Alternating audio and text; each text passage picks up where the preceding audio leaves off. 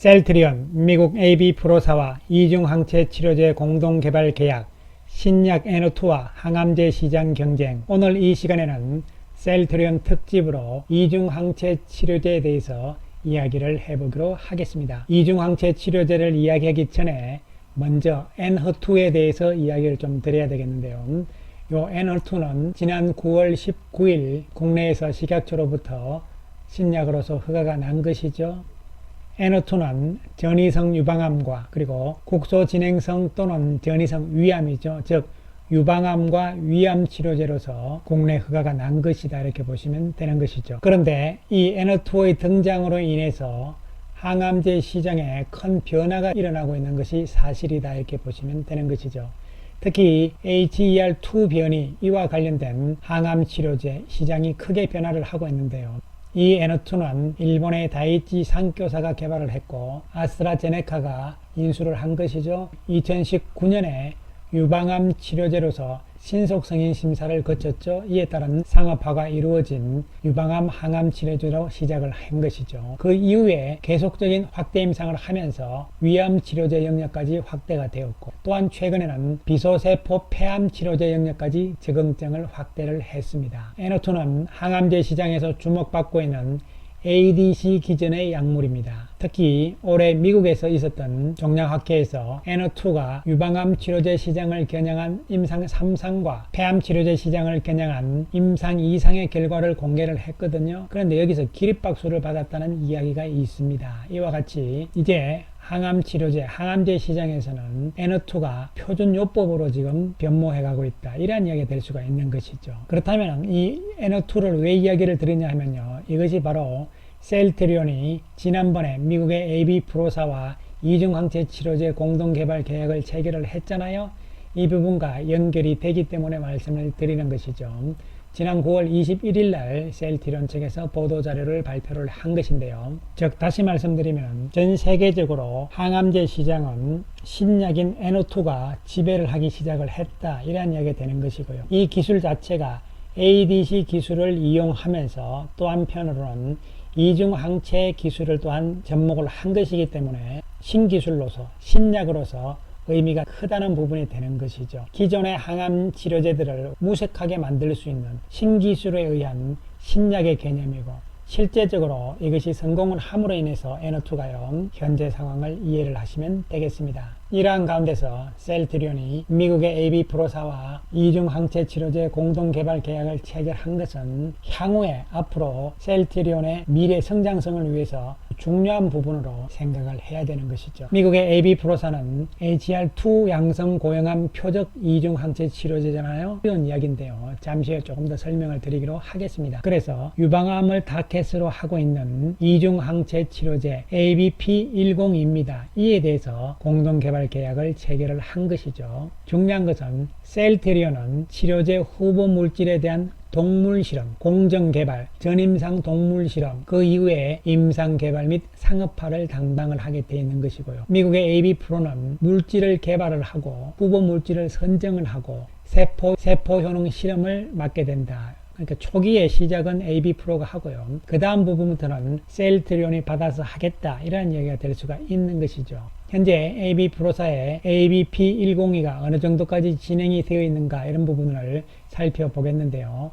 미국의 AB 프로사의 홈페이지에 들어가 보시면은 최근 뉴스에서 셀트리온과 이중항체 암 치료제 글로벌 개발 및 상용화를 위한 전략적 제휴를 체결했다는 내용들이 들어와 있는 것이고요. 그렇다면 AB 프로사의 파이프라인을 우리가 살펴보기로 하겠습니다. 파이프라인이 총 8개가 있는 상황인데요. 감염 질환에 대해서 2가지가 있고, 면역 항암제 쪽에서 5가지, 그리고 안과 질환 쪽에 1가지가 있습니다. 이번에 셀트리온과 계약을 체결한 것은 ABP102 이 부분이잖아요. 유방암과 위암이 되는 것이고요. 그 다음에 미국의 AB 프로사가 물질을 개발을 하고요. 전 임상 요만큼 해놓은 상태죠. 그 이야기는 물질을 개발을 해서 후보 물질을 선정을 했고, 그 다음에 세포 실험까지 한 상태라고 볼 수가 있는 것이죠. 그 다음에 이제 셀트리온이 받아서 전 임상 단계 중에서 동물 실험으로 들어가는 것이죠. 동물 실험으로 들어간 다음에 임상 등록을 하고 임상 1상, 2상, 3상 이렇게 간다, 이런 이야기가 될 수가 있는 것이죠. 즉 다시 말씀드리면 이중 항체는 두 개의 표적 세포에 동시에 결합 가능한 것이죠. 이 ABP102는 T세포 연결 HER2와 CD3 요 이중 항체입니다. 요 이중 항체로서 암세포와 T세포를 연결시켜서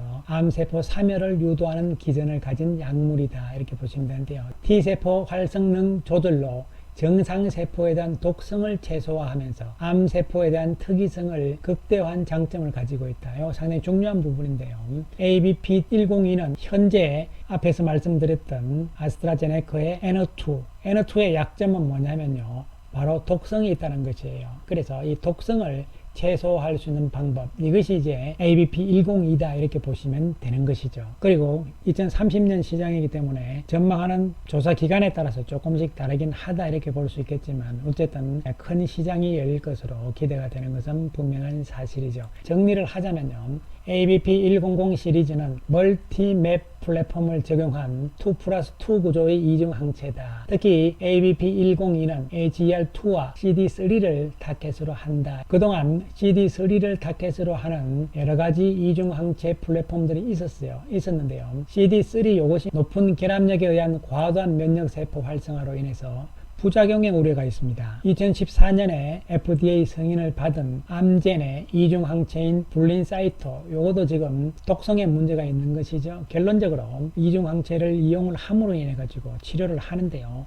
거기서 독성이 나온다는 것이죠. 특히 CD3의 결합, 요 부분에 있어서 독성이 많이 나온다. 이것을 결합력을 조절을 함으로 인해 가지고 T세포의 과활성화에 따른 부작용을 낮출 수 있는 이 기술을 AB프로가 지금 추진하는 것이다, 이렇게 보시면 되는 것이죠. 그렇다면 이 기술이 뭐 새로운 것은 아닙니다. 이미 N2가 나와 있는 상황인 것도 분명한 것이죠. 그러나 셀트리온 입장에서는 지금 이 항암 치료제 부분들을 따라가지 않으면요, 향후에 뒤처질 수밖에 없다는 것이 핵심이 될 수가 있는 것이죠. 그리고 셀트리온 입장에서는 AB 프로사가 가지고 있는 8개의 플랫폼이 전부 다 욕심이 나는 것이죠. 왜 그러냐면요, 보시다시피 아까도 보여드렸습니다만요, 이 감염병 쪽에서도 두 가지가 있잖아요. 이것은 앞으로의 대비를 할 수 있다는 것이죠. 그리고 항암제 쪽에서 많잖아요. 그 다음에 암과 질환 쪽에도 있단 말이죠. 이런 부분들이 셀트리온이 지금 현재 추진하고 있는 바이오 시밀러 쪽하고도 어느 정도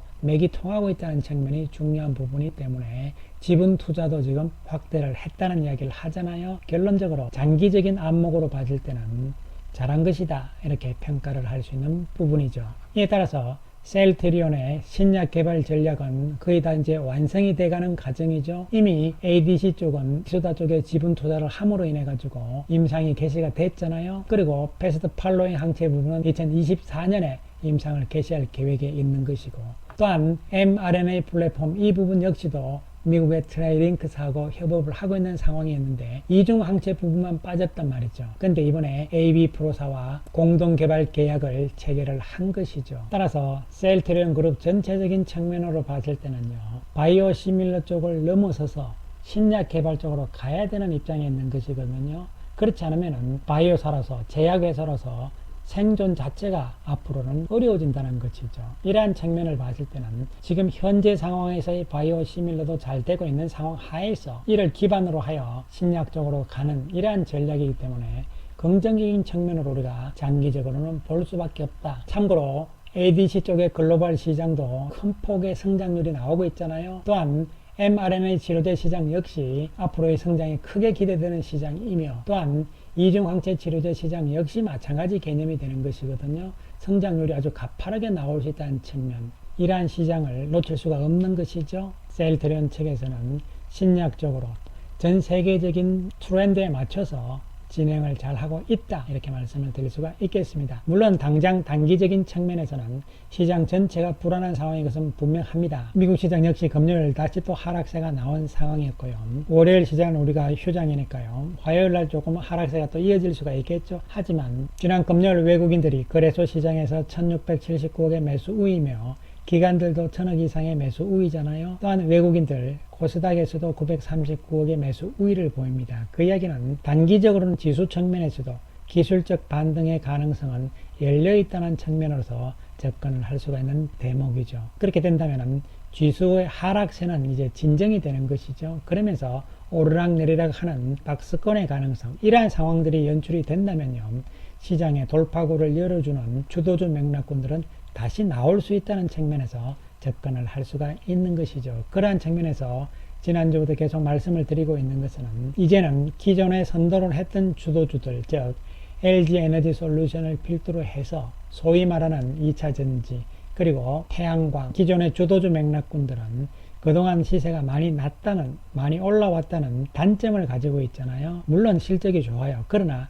중간에 이제는 조정 과정에 접어드는 모습이 나온다는 것이, 그렇다면 그동안 미리 쉬었던 바이오 쪽에서 셀트리온이라든가 삼성바이오가 실적이 안 되는 것이 아니잖아요. 이러한 측면에서는 이제 오히려 선도했던 주도주들이 쉬는 사이에 그동안 쉬었기 때문에 바이오 쪽에 상승의 가능성이 높다는 말씀을 계속적으로 드리고 있는 상황이고요.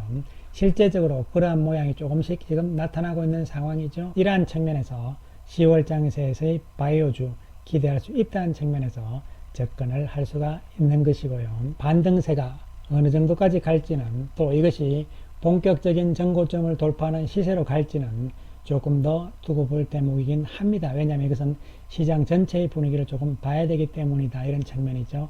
하지만 현재 시점에서의 바이오주들 나쁠 것은 없다는 측면으로 접근을 하시면 될 것으로 보여집니다. 감사합니다.